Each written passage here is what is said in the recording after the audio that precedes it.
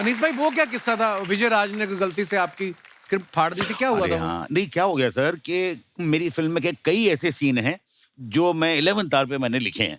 अच्छा जी। हाँ, जैसे नो एंट्री का जो क्लाइमैक्स है वो कभी भी नहीं था, शूटिंग तक नहीं था। अच्छा उसके जी। अलावा वेलकम का जो क्लाइमैक्स है, तो वेलकम में वो एक सीन था घोड़े वाला जिसमें नाना जी घोड़े पे बैठे हुए हैं। तो वो सीन जो है जब लिखने बैठता था, अच्छा मैं कल लिखूंगा, कल लिखूंगा, कल लिखूंगा।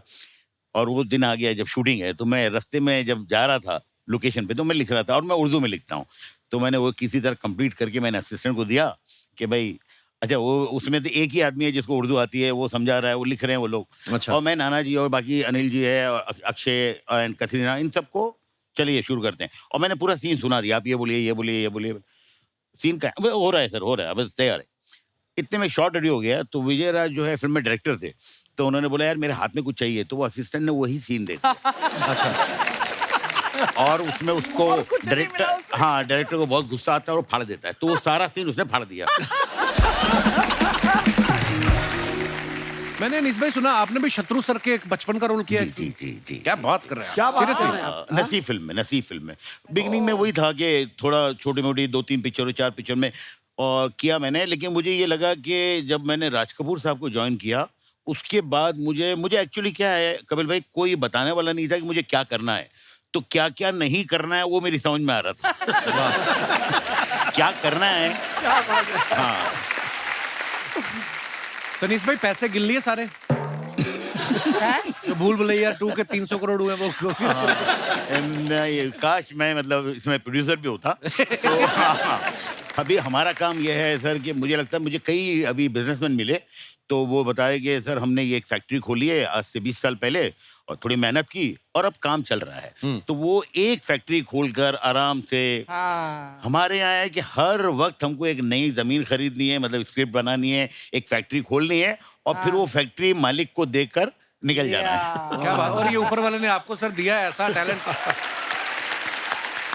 अच्छा सतीश सर को आपने कितने क्यूट क्यूट फनी कैरेक्टर्स में देखा है? आपने कैलेंडर के कैरेक्टर में देखा है, पप्पू पेजर के कैरेक्टर में देखा है, शराफत अली के कैरेक्टर में देखा है, और फिल्मों से जैसे ये ओटीटी में आए, इनके धार्मिक मुंह से अधार्मिक वचन सुनने को मिले। पहली बार मेरे को विश्वास नहीं हुआ सतीश सर गालियां दे रहे हैं। तो सर ये स्क्रिप्ट में देते हैं आपको या डायरेक्टर ये बोलता है कि ये है आपकी स्क्रिप्ट, गालियां स्वाद अनुसार? भाई तो ऑफ कोर्स डायरेक्टर और राइटर ने जो लिखा होता है जी। वो देते हैं। और दूसरा कई बार क्या होता है ना, एक्टर हो चाहे वो डायरेक्टर हो, अपनी ऑडियंस को शॉक करना बहुत जरूरी होता है। जैसे आप शॉक हुए कि कैसे धार्मिक मुंह से धार्मिक वर्ड निकल रहे हैं। जी। तो ये ऑफ कोर्स डायरेक्टर देता है कि आपको इस तरह का किरदार करना है, तो उसको करने की कोशिश की और अलग तरह के किरदार कर रहा हूँ असल में, जो लोगों को पसंद भी आ रहे हैं। इसलिए मैंने मुंडवा भी लिया कि इससे पहले कोई मेरे बाल नोचे मैं खुद ही गंजा हो जाऊँ। और आप जो भी करते हैं बहुत बहुत कमाल करते हैं सतीश सर। और बड़ा बड़ा मौका मिल जाता है कि दिल में तो होता है कई लोगों को गालियां देना, आदमी दे नहीं पाता, तो चलो रोल आ गया भड़ास तो निकालो। बड़ा निकाल लो। हालांकि नॉर्मल लाइफ में होता है ऐसा हाँ, सतीश सर, है ना कि गालियों लोग की बिना क्या बात करते हैं? Actually, बिल्कुल बिल्कुल। सही बोला। गालियां जो है, मुझे लगता है कपिल भाई, हम लोग डायलॉग लिखते हैं ना, तो मैं तो लिखता हूँ अपने दिल में, काफी गालियां आती है तो लिखता हूँ। और मुझे लगता है कि अगर गालियां अलाउड होती तो वो जो एक्सप्रेशन गालियों में आते हैं ना, वो डायलॉग में कभी नहीं आते। राइट, नहीं बिल्कुल ट्रू फैक्ट है ये। अच्छा आप इंदु सर की पहली फिल्में देखो आप, राजा, बेटा, मन, रिश्ते, फिर ये शरारती हो गए, फिर धमाल, मस्ती, मस्ती। ग्रेट ग्रैंड मस्ती, ये सब आना शुरू हो गया और फिर सडनली थैंक गॉड के साथ ये फिर से धार्मिक हो गए। आप मानते हैं इंदु सर ले दे के इंसान बाद में फिर धार्मिक हो ही जाता है? ऐसी बात नहीं है, अब वापस शरारत पे उतरूंगा। ये अच्छा। थोड़े एक मौका था शरीफ होने का, अब फिर बदमाश हो जाएंगे, घबराऊं मैं। हटेंगे नहीं आप? नहीं। बिल्कुल सर, हम चाहते भी नहीं आप हटें। अच्छा अनीस भाई भी एक्टर से वो काम करा लेते हैं जो बंदा सोच भी नहीं सकता। आप देखो वेलकम में जो उदय भाई का कैरेक्टर था, नाना पाटेकर साहब ने किया, उनको हमने इतने सीरियस सिनेमा में देखा है। Mind blowing. ये अनीस भाई कैसे आपके दिमाग में आया कि नाना पाटेकर साहब को उदय के कैरेक्टर के लिए मान गए थे पहली बार में वो? नहीं, क्या है कपिल भाई कि मुझे हमेशा, मतलब मैं हमेशा तो उनको बहुत बड़ा फैन रहा हूँ, तो मुझे लगता था यार जिस दिन ये कॉमेडी करेंगे, ये कमाल कॉमेडी करेंगे, बहुत सारे लोगों को बताएंगे कि कॉमेडी कैसे की जाती है। वाह। वाह। तो मैंने उनको फ़ोन किया, लेकिन वो हैं तो मतलब जिस तरह की आपको पता है, मैंने फ़ोन किया, मैंने नाना जी आपसे मिलना है। काय को? मैंने बोला फिल्म सुनानी है। तो खैर मैं गया उनसे मिलने, तो बोले कि हाँ क्या है, नहीं तू मेरे को कहानी नहीं सुननी है, तू अपनी माँ की कसम खा के बोल कि ये फिल्म मेरे लिए ठीक है, मुझे करनी चाहिए।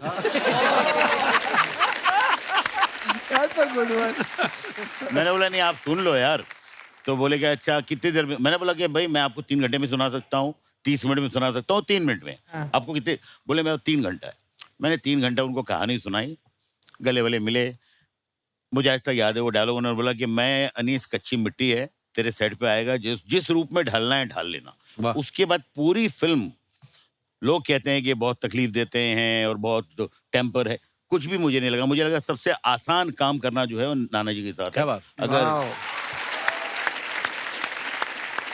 अनीस भाई वो क्या किस्सा था, विजय राज ने गलती से आपकी स्क्रिप्ट फाड़ दी थी, क्या हुआ अरे था वो? हाँ, नहीं क्या हो गया सर कि मेरी फिल्म में के कई ऐसे सीन हैं जो मैं 11th आवर पे मैंने लिखे हैं। अच्छा जी। हाँ, जैसे नो एंट्री का जो क्लाइमैक्स है वो कभी भी नहीं था, शूटिंग तक नहीं था। उसके अलावा वेलकम का जो क्लाइमैक्स है, तो वेलकम में वो एक सीन था घोड़े वाला जिसमें नाना जी घोड़े पे बैठे हुए हैं। तो वो सीन जो है जब लिखने बैठता था, अच्छा मैं कल लिखूंगा, और वो दिन आ गया जब शूटिंग है, तो मैं रास्ते में जब जा रहा था लोकेशन पे तो मैं लिख रहा था, और मैं उर्दू में लिखता हूँ। तो मैंने वो किसी तरह कंप्लीट करके मैंने असिस्टेंट को दिया कि भाई अच्छा वो उसमें तो एक ही आदमी है जिसको उर्दू आती है, वो समझा रहा है, वो लिख रहे हैं वो लोग। अच्छा। और मैं नाना जी और बाकी अनिल जी है, अक्षय एंड कतरीना, इन सबको चलिए शुरू करते हैं। और मैंने पूरा सीन सुना दिया, आप ये बोलिए। सीन का हो रहा है सर, हो रहा है, अब तैयार है।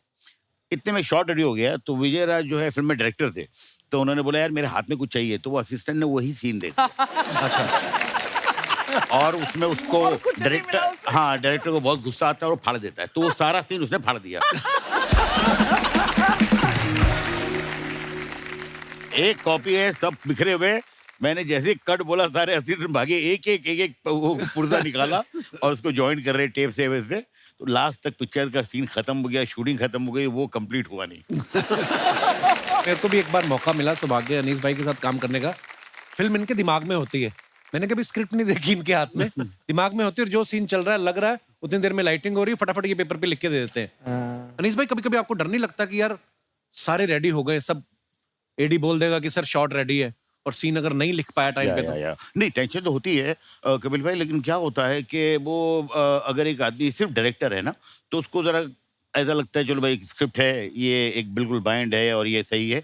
जब आदमी राइटर होता है तो उसको रात को जो चीज लिखी है वो सुबह ऐसा लगता है नहीं और अच्छी हो सकती है, तो वो चेंज होते रहता है। तो वो एक प्लस पॉइंट भी है एज अ राइटर होने का, और एक माइनस पॉइंट भी है कि कई मरतबा मेरी फिल्म के कई सीन जो बहुत अच्छे हुए हैं वो हमेशा मुझे लगता है मैंने 11th आवर पे ही लिखे हैं। वाह। चाहे वो हाँ ऑलवेज।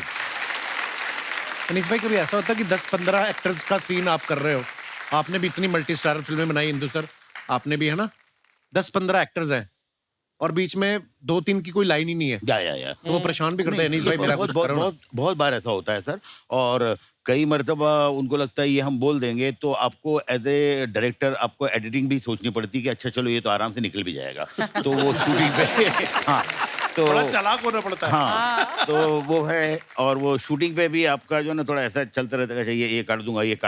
अच्छा, उस समय आप करने देते हो कि चल कर ले फिर? बट मैं आपको बताऊं कुछ एक्टर्स जो है जो इनसिक्योर नहीं होते, अच्छे एक्टर्स होते हैं, उनके साथ बहुत अच्छा होता है। जैसे मैंने नाना जी और अनिल के साथ जब काम किया था, अनिल जी के साथ वेलकम, उसमें पीछे 3-4 बड़े अच्छे कैरेक्टर थे जिन्होंने सिर्फ मोहब्बत में प्यार में मेरे साथ काम किया था। मुश्ताक खान और ये उनके रोल नहीं थे, ना कोई डायलॉग था, तो मैंने कहा था मैं कुछ करूंगा, लेकिन अभी ये है कि दोस्ती यारी में आ गए थे, तो अभी कई मरतबा शॉट लगने के बाद मैं कहता था अच्छा नाना जी काम करिए, ये डायलॉग आप मत बोलिए, मुश्ताक भाई आप बोलिए।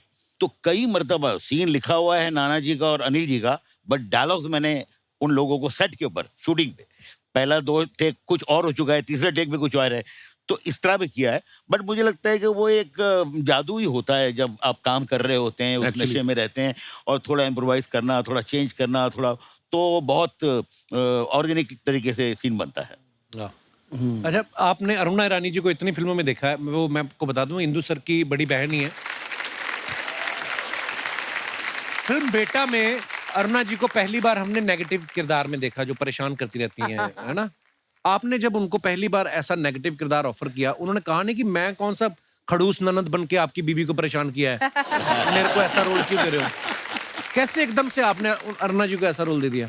Aruna ji is like a father to us, तो अच्छा उनकी जी। हम बहुत इज्जत करते हैं। उन्होंने ही हमको पाल पोस के बड़ा किया है, सब अच्छा भाई जी। बहनों को। तो आज भी अरुणा जी के सामने किसी की आवाज नहीं निकलती, ये एक फैक्ट है। अब मैंने क्या गलती की थी, मैंने एक कोई और लेडी को कास्ट कर लिया था उस रोल में। अच्छा और जी। अरुणा जी के दिल में लग रहा था कि यार इसने मुझे कास्ट नहीं किया और ये लेडी को कास्ट कर लिया। पर उसके अच्छा पीछे एक कारण था, मैं भी वो आदमी इस दुनिया में है नहीं, तो मैं उनके प्रेशर में आके मैंने ये काम किया था। तो शूटिंग से 3 दिन पहले मुझे जावेद साहब का और शबाना जी का फोन आया, और उन्होंने मुझे फोन करके बोला, इंदु जी आप यार बहुत ही मतलब ना समझ इंसान है। बोला क्या हुआ जावेद साहब, क्या हुआ? मैं से कुछ गड़बड़ हो गई? बोला नहीं इंदु जी, आपके घर में इतना बड़ा स्टार है, आपने अरुणा जी को क्यों नहीं लिया? अच्छा। मैंने बोला यार कसम खुदा की मैं यही चाह रहा था, लेकिन वो जो ऊपर एक था वो करने नहीं दे रहा था। अच्छा। तो अब वो भी नहीं है इस पिक्चर में। मैं अब भी जाता हूँ, मैं उसी वक्त अरुणा जी के पास गया घर पे, उनको बोला डरते डरते, अरुणा बहन वो रोल आपको करना है। 2 मिनट मेरे को ऐसा लुक दिए, मुझे लगा अभी एक झापड़ आने वाला है कि बाहर निकल, मेरे को नहीं करना है। ठीक है, इतना लेट क्यों आया? अच्छा। बोला जावेद साहब को फोन ही लेट आया बोलना था। बोला ऐसा ऐसा मैं करना चाह रहा था, लेकिन आप उस आदमी को जानते हो, तो वो राइटर थे उस पिक्चर के, तो वो मुझे बोल रहे थे ये मिसकास्ट हो जाएगा और तेरी पहली पिक्चर है, तू मरेगा, तो डोंट डू दिस। तो मैं आप ही के पास आना चाहता था। फिर उन्होंने रोल किया और उनको अवार्ड भी मिला। क्या तो बात? मुझे लगा जो उन्होंने हमारे लिए किया, तो जो उन्होंने हमारे लिए किया है, उसका इतना सा एक कण मैंने उनको वापस दिया। क्या बात है। अच्छा, आप सब जानते हैं फिल्मों में बड़ी बड़ी हिट जोड़ियां हुई हैं, जैसे शाहरुख काजोल, अनिल कपूर, माधुरी दीक्षित जी। ऐसे हर किसी को ना, जब भी हम फिल्म देखते हैं, हमें कहीं ना पर्दे में लड़कों को हीरो की जगह अपने आप में देखते हैं, और लड़कियां जो होती हैं वो माधुरी की जगह अपने आप को देखती हैं। जितने भी हमारे दर्शकों में पति लोग बैठे हैं, मैं उनसे जानना चाहता हूँ, अगर आपको चॉइस दी जाए कि आप अपनी मर्जी से जोड़ी बना पाते तो किस हीरोइन के साथ बनाते आप? सोच समझ के जवाब दीजिएगा, घर में आपकी पत्नियां भी हैं तो उस हिसाब से। जी जी जी जी सर, किसके साथ जोड़ी बनाते हैं और क्यों? मेरा नाम मनीष चौहान है और मैं nuclear power corporation of India limited में एज ए इंजीनियर काम कर रहा हूँ। ओह वाह जी वाह, क्या बात है, इतना इंपॉर्टेंट काम छोड़ के यहाँ आए हुए हैं आप। फिर आपका शो देखने आया हूँ। बहुत बहुत धन्यवाद सर। और अगर मुझे जोड़ी बनाने की जो अगर चॉइस मिलेगी तो मैं अर्चना पूरन सिंह जी को पसंद करूंगा। अरे मनीष चौहान जी, आंख उठा के मत देखना उसकी तरफ, आपके बाद मेरा भी आंख उठा के मत देखना। उन पे उन्होंने रुमाल रखा हुआ है, क्या बात? मैं भी कपिल पहले- शर्मा शो में ऐसे ही नहीं आता। नहीं, आपसे पहले मेरा मैंने कोई मुद्दा होता है। आओ ना।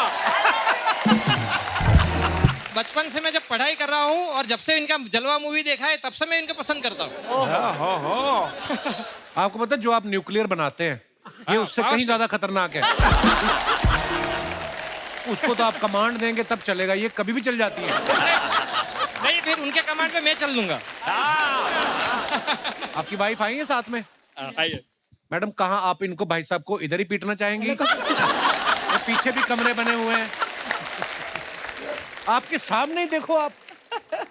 मुझे भी अर्चना मैडम बहुत पसंद है। मैं उनको इंस्टाग्राम में फॉलो करती हूँ, उनको सारे वीडियो देखती हूँ। अच्छा मैं जी। बहुत बड़ी फैन हूँ उनकी।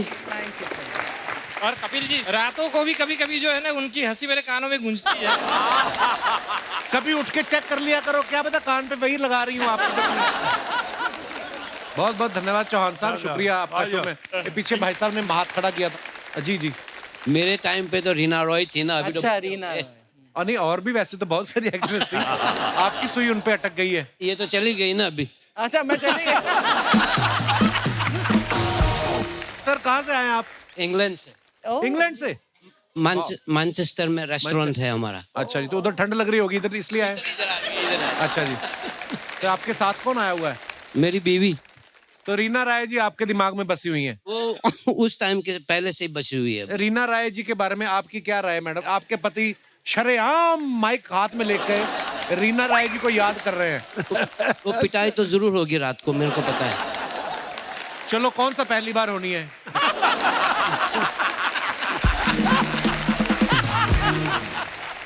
ये पहली दफा पिटाई नहीं हुई है, आपको कैसे पता? अच्छा। सर मैं भी पति हूँ तो पर बहुत बहुत अच्छा लगा सर जी आपसे बात करके, शुक्रिया, धन्यवाद Thank you, शो में आने thank के you लिए। very much. और कोई हमारे दोस्त जी, पहली महिला खड़ी हुई है अपने विचार वाह, पेश वाह, करने के लिए। Hello Kapil sir, Hello. hello Archana ma'am. I'm Kavya Goyal. I'm from Darjeeling. Darjeeling, बहुत बहुत स्वागत है काव्या आपका।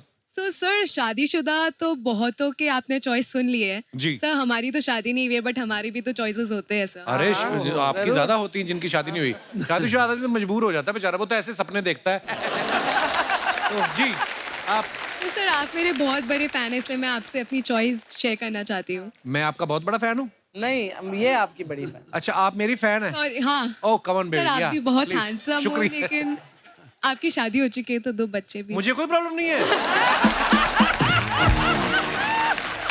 और बच्चे तो छोटे छोटे, उनको क्या पता। वैसे भी वो अंधेरी वेस्ट में रहते हैं, हम ईस्ट की बात कर रहे हैं।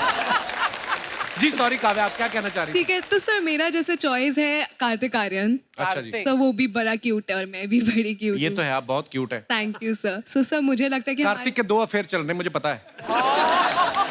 तो क्या अपना पता काम कि- नहीं तो किसी का भी नहीं बनने देना हमने, हम तो जी जी। तो सर मुझे लगता है कि हमारी जोड़ी बहुत अच्छी रहेगी, बट सर वो तो सेलिब्रिटी, उनके पास कहाँ टाइम है हमारे लिए। जी। तो सर जब मैं आई यहाँ पे तो मुझे एक लड़का दिखा, यहाँ पे एकदम सिमिलर सा आपके सेट में। कौन अच्छा, है वो? कौन है? सर ये यही बैठे, ओहो, तो वो मुझे खड़े हो, खड़े हो, खड़े हो। खड़े कौन होइए, है? खड़े सर होइए। वो खड़ा तो करो। आप दोनों एक दूसरे को जानते हो? अरे नहीं। मुझे 1 मिनट के लगा कार्तिक ही है। Hello brother, how are you? भगवान को कौन सा प्रसाद चढ़ा के आए थे दुनिया में?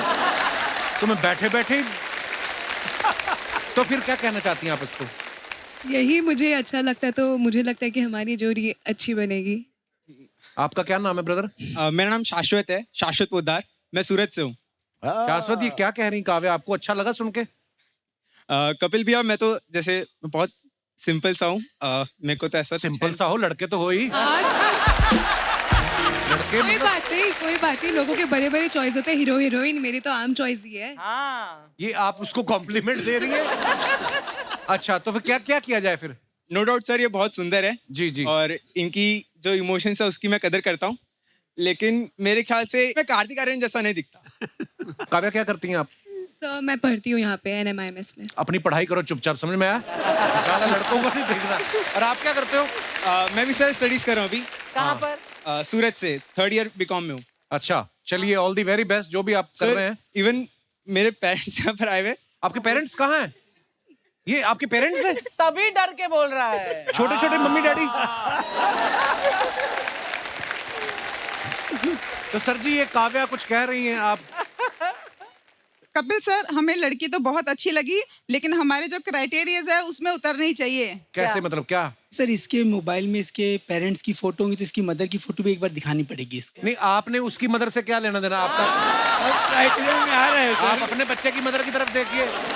एक तो बाप यंग हो ना, तो ये बड़ी प्रॉब्लम होती है। भाई साहब बड़े शातिर हैं, जरा ध्यान से। चलिए, बहुत बहुत पिटाई धन्यवाद। इनकी भी होगी आज। बहुत बहुत शुक्रिया शो में आने के लिए। Thank you, thank you, thank you Kavya, thank you. Kapil, अगर यही सवाल तुझसे पूछा जाए जी, कि तू किसके साथ जोड़ी बनाता? मेरी जोड़ी बन चुकी है, मैं सिर्फ उसी के साथ ही बनाना चाहता हूँ। लायर, झूठा। जब आपको पता है तो क्यों पूछ रहे हो?